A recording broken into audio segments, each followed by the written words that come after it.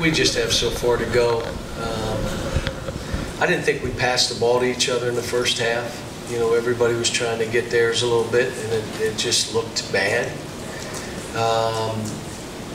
We just got a lot of work to do to be able to feel a comfort level on the court. I don't want to have to call stuff every time down, but I will. We played our best when we were running in a set, which I don't want to play that way, but you know, we'll play how we have to play. I did the zone just so we could look at it for a minute, and long, and you know, but again, gave up some threes, and but it disrupted the game, which is why you go to it. And but you know, it was great with Center College. They saw no fear. They were so excited to play, and they just played till the horn. And when he went to the bench, that guy was excited about playing. And I was disappointed that they got to the basket so many times on straight drives, which, you know, some of them just simple pick and rolls where we didn't talk. But we just got a long way to go. I mean, I'm not in a panic yet. I do have both feet on the panic button, but I'm not crazy yet. It's just that, you know, and yesterday was probably one of the toughest practices I've had since I've been here. Trying to get their heart rates up and get them not to surrender. You're fatigued, don't surrender. You're fatigued, don't let go of the rope. You're fatigued, talk more. You're fatigued, be there for each other, cover each other. That's our biggest issue now. I may be able to do that again, maybe Saturday, Sunday, but we're off Monday, and we got 3 games in 5 days, and they're all going to be hard games for us. So, you know, we got to get a little bit fresh and go from there. Cal, I know Nick has put in a lot of work, some after-hours work on his offense. He was 6 of 6 from the floor, 5 of 5 from the line tonight. How significant is that to you? He threw the little jump hook in there, looked pretty good. No, he's gotten way better, but he's just got to keep going, and part of it is we got to go at him and then let him know what we want him to do. He's a really good foul shooter. He's a good shooter. I mean, if you leave him open at the foul line in those areas, he can make that shot. But that jump hook at 7 foot is hard. And again, they weren't, you know, they're not in there 6'10", 6'11", putting a body on them. That bothers them a little bit. But, you know, like I said, we're out there with a lot of young guys. I thought Wenyan did some good stuff, shot some balls. I mean, you know, we shot the ball fairly well. But, again, you know, we got to be a team that really the ball zings and we get in that lane. And that means you got to play through bumps. In other words, you're going to drive. They're not going to just give you the drive. Get the ball by them. They're going to body you a little bit. You got to go through the first one, get to the second body check, and see what you have. But you know, I know you look at the stats and all that stuff. But like I said, we you know, we got a ways to really get this right. But, you know, I watched the tape. I was more watching the game. I got a little frustrated with some of the guys, you know, decision making. And I thought most of it was just, I'm trying to get one, I'm trying to get mine. But I'll watch the tape. Sometimes I'm wrong. I think it was 1978. Might have been 77. I was wrong. John, with the season opener coming up, are there 1, 2, or 3 things you can look at as a priority? Say we've got to get better at this right now. Is there a priority in this? It probably is being more. I want this to be a random playing team, but it looks like we're going to have some really, not over structure, but good structure that they know there's nothing there. This is what we're doing. And we probably are going to have to play in segments, like for 4 or 5 segments, 4 or 5 minute segments. We're playing a certain way, and okay, now let's go to this and see and then finish with what works good. We got to see. We're not going to be pressing the whole game. That's not what I'm doing, but we're doing that to condition. to get these guys to play up and down. So, but we're not where we want to be. We're not where we were, but we're not where we want to be. And told them I'm not worried about where we are right now. I just want to see that we're getting better. Coach, to piggyback off what you said a moment ago about some of the disappointment, there were a lot of threes, and I saw your reaction on threes when you have a height advantage. They didn't drive as much as you would like. Is that fair to say? On our shooting threes? Well, look, we only took 14, okay?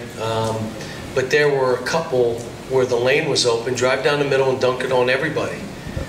If someone tries to step up and take a charge, we work on that every day. Attack and avoid. And if you avoid them, it's a block. Just don't run them over, but take that ball. And again, when the easiest thing at times, and let me say this, if the ball is driven in the lane and thrown out, shoot the three every single time. If the ball is passed around the perimeter, drive it. Don't shoot a three. That's when I was getting upset. The ball went from a corner to the wing to the top and a guy shot it. We never got it in the lane. And again, our advantage is we're long, we're active. If we can get guys helping, we'll offensive rebound. You are not offensive rebound swinging around the perimeter shooting jump shots. Not going to. But if you drive it, kick it out, and get them out of whack, and we miss that shot, we'll rebound it. I like the fact that Kevin had 11 rebounds today, and Sasha had 9 rebounds today, and Wenyan had 9 rebounds today. But again, I mean, we should have out-rebounded center because we're just bigger.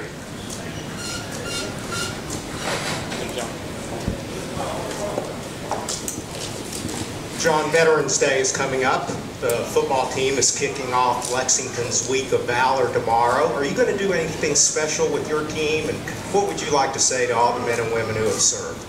Well, at this point, we haven't really spent a whole lot of time thinking about that, but, you know, Eric and Dwayne and I will probably come together and see what we do. But let me just say that the freedoms that we all enjoy are because people are willing to put their life on the line for all of us. And you can't ever take that lightly. I mean, now we have Americans around the globe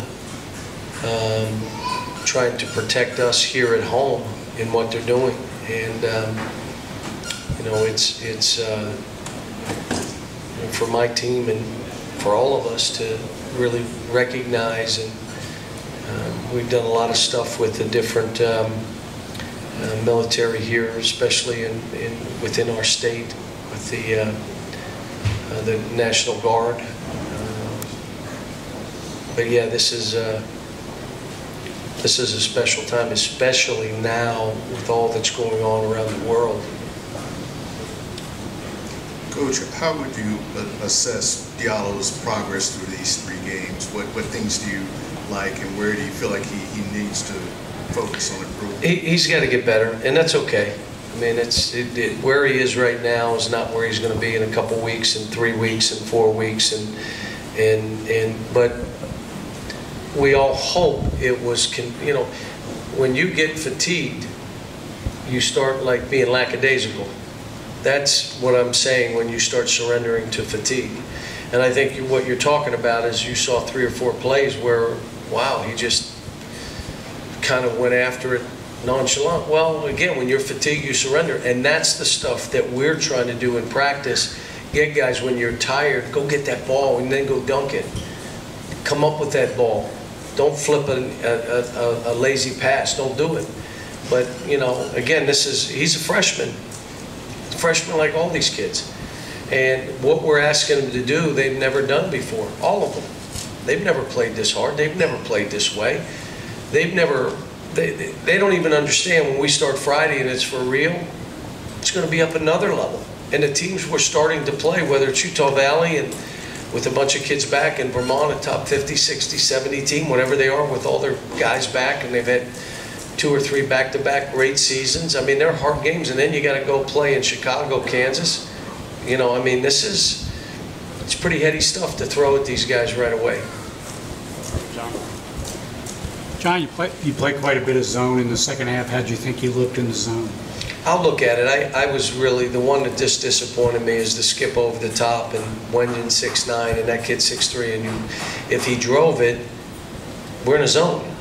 We got a guy in the elbow and we got a guy in the block. The only thing you can hurt us doing is shoot that three. But we haven't played much zone. How could I get that upset? I mean, we haven't played zone in a week and even practice.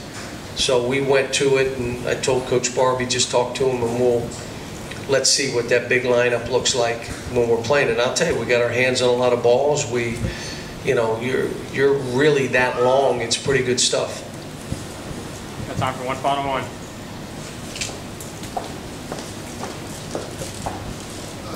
Coach, the most lopsided margin of defeat in UK men's basketball history was at the Hansen Center, 70 points. And I was just curious. Center beat? UK by 70 points. Wow. And I was just curious, did you schedule this game exclusively out of revenge or primarily out of revenge? Wow, they beat them by 70, huh? Yeah. 1910. Back in 1910 to 2010. How many points were scored in the game? 87 to 17. Wow. Who was coaching that team? Answer my question.